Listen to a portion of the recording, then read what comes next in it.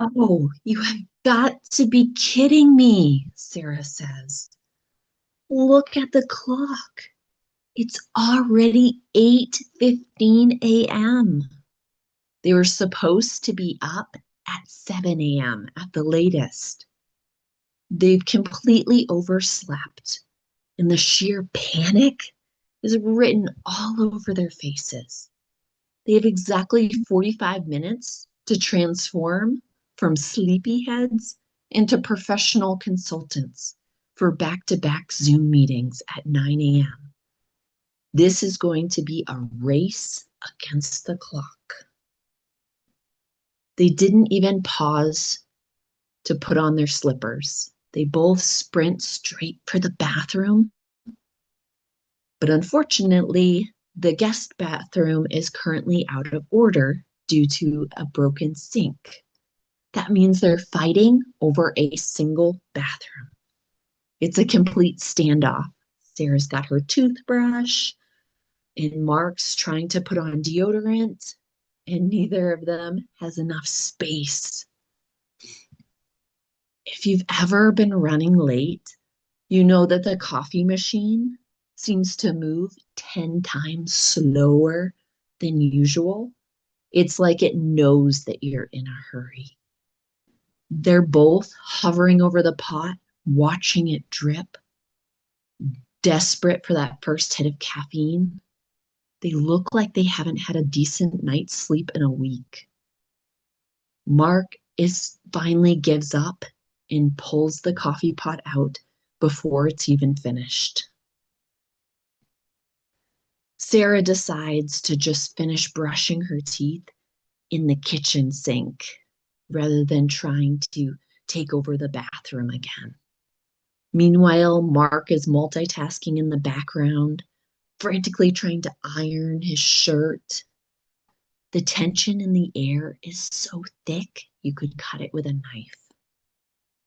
And of course, because things weren't already going badly enough, the toaster starts emitting a suspicious cloud of smoke. Mark was so preoccupied with buttoning his shirt that he's completely scorched the toast.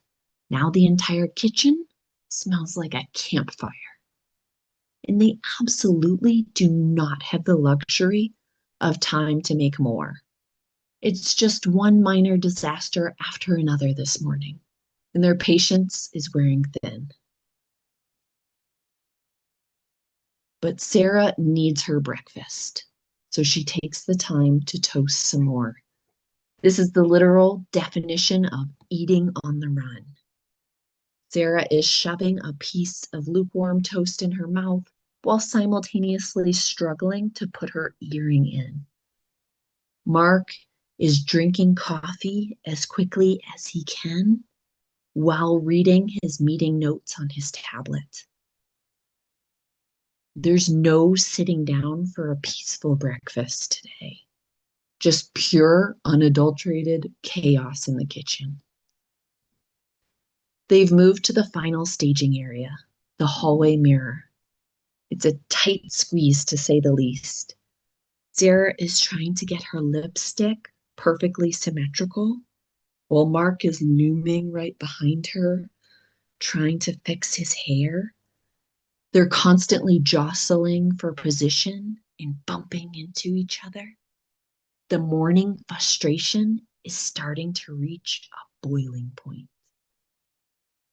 Just when they thought they were finally in the clear, the ultimate tech nightmare happens.